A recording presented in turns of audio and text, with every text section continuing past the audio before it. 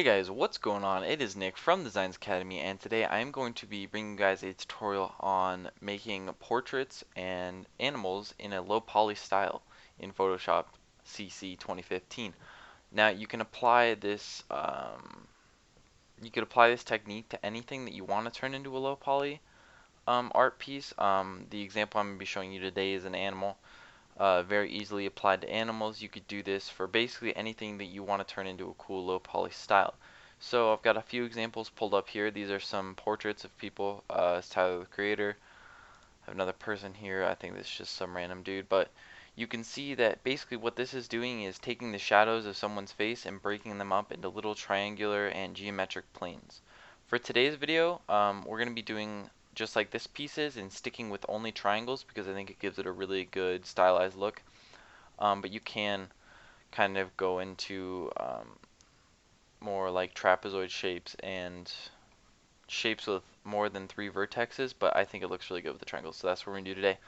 So these are 2 people here, and I've got a couple examples of animals. These animals are super simple. You can see not a whole lot of planes to comprise the animals of.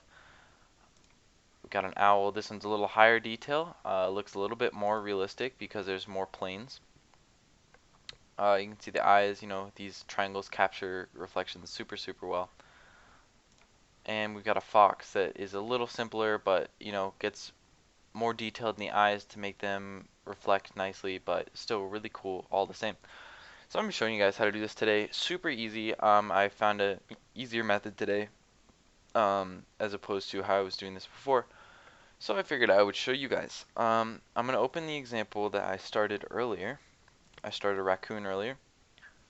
So if we just open this up, the sizing isn't really important. I would just stick with 300 dpi and then use whatever size image you want because you're going to be going over it. So if this is low res, you can see this raccoon that I used is a pretty nice image, but you could use a fairly low resolution image as long as it's detailed enough to see where you're going to need to put the shapes in. But as always, I would recommend using a high res image. Remember to set your DPI or PPI to 300. That is a very good default resolution for pictures, especially if you're going to be printing them or something. That's going to give you a nice look. Now, I'm going to be using an animal today. Like I said earlier, you guys could use people or basically anything you want. Doesn't matter, but for this example, I think animals will work really well, and raccoons in particular have really nice faces for this. So, as you can see here, I've got my default image, just my base image, and what you're going to do is duplicate that layer. And so I've got this layer above it now, and as you can see, I've already started. And basically, how I'm going to do this is I'll hide this layer for a second. Once I duplicate this layer, and you can either do this by right-clicking, or no, edit, duplicate, layer.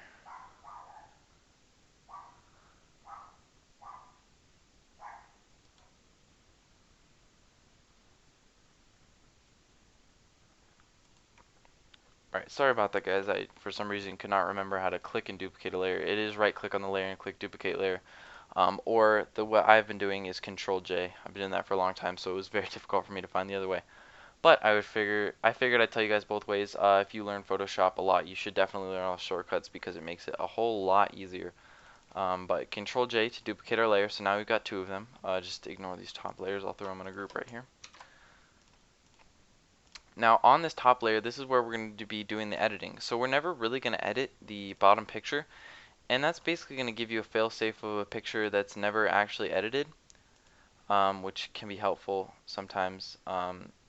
It's called non-destructive editing, and basically you are just making sure you keep the original image intact.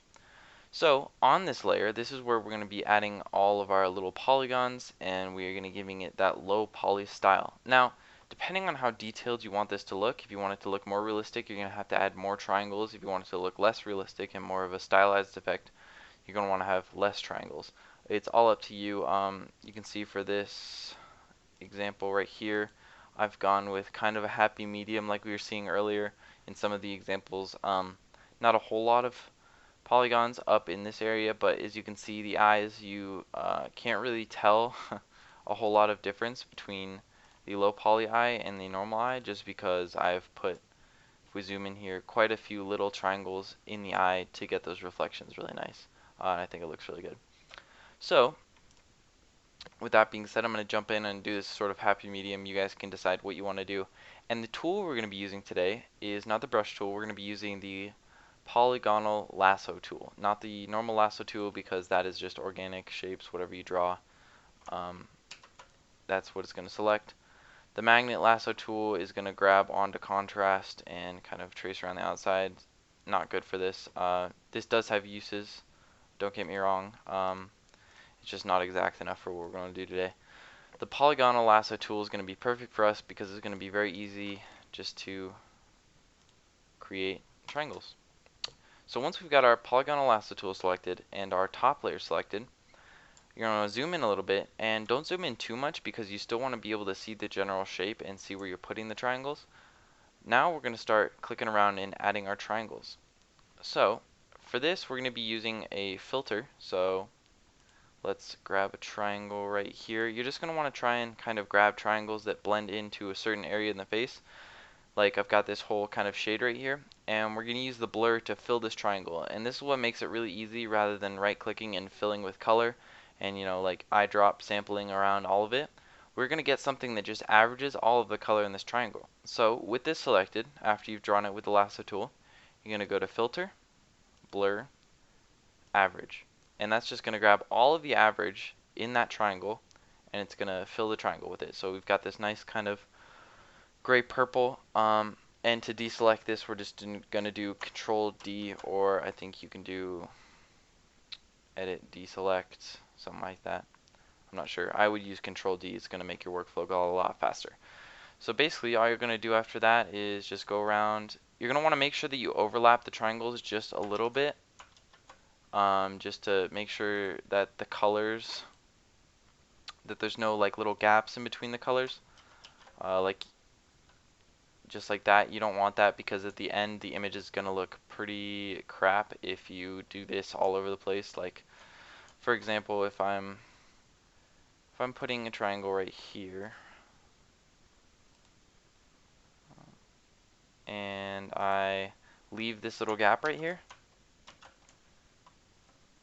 it just doesn't look good. And especially if you were to print this, or I mean even just from zoomed out at this, you can still see that difference and it looks really bad. So you don't really want to do that. Just take your time, and if you do mess up, for example, just with this little mess up right here, let's say I want to fix that, you could just go back, and the cool thing about this Control F is it's very easy just to fill it back in. It's quick. Basically, if you want to do this quickly, this is going to be fairly time consuming. It's not a quick process. You have to basically cover an image in triangles. So I would recommend using the shortcuts. So once you have the lasso tool selected, and we draw our triangle, you're going to close it. Control F is going to be the hotkey for our last filter, which is what we want, average. So remember, blur average, and if we do Control F, it'll pick our last filter. So that is the average. So basically now every time I draw a triangle, I can just Control F once it's selected, and it'll give us the average. Now you'll notice that I'm not right clicking and clicking deselect. I'm just making it disappear. You can probably hear my keyboard too. But the deselect hotkey is Control D, rather than doing edit deselect or having the selection tool and then right clicking and clicking deselect. That is just a little bit faster. And basically those are the only shortcuts you're going to need to be able to do this. You have to have a very basic understanding of Photoshop to do this. If you can work a mouse and keyboard, you can pretty much do this. And the results end up what I think is pretty cool. It's a really cool stylized effect. But yeah, that's basically all I have to teach you about the actual process.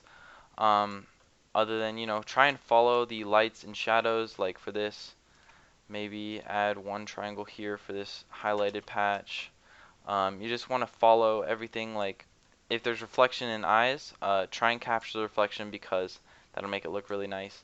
And just stick with a similar color group. For instance, these colors up here are over areas that at least have a similar color, but I wouldn't want to lump that white together with that darker black, brown area. Because if I control F, I'm going to get this weird kind of gray.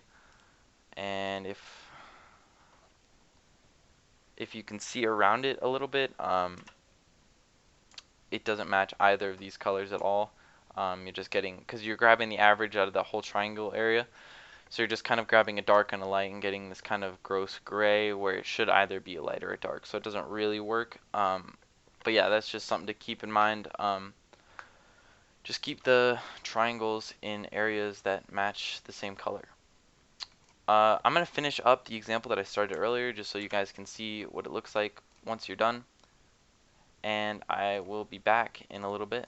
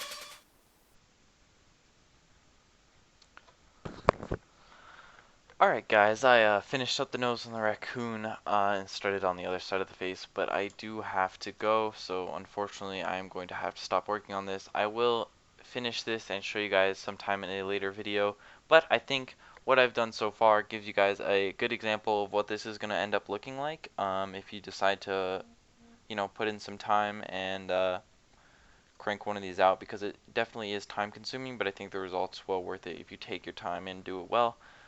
Because really I think it looks super cool. Anyways guys, if you have any questions, make sure to comment them down below. Get excited for the update that is coming soon. We're just waiting on the intro to render out so we can edit it, and then we will be pushing out the update, so get excited for that. Other than that guys, I hope you enjoyed today's tutorial. Don't forget to leave a like and subscribe for next week's video. Also, if you have any suggestions for next week's video, leave a comment down below. Other than that guys, it's been Nick from DesignsAcademy. Peace.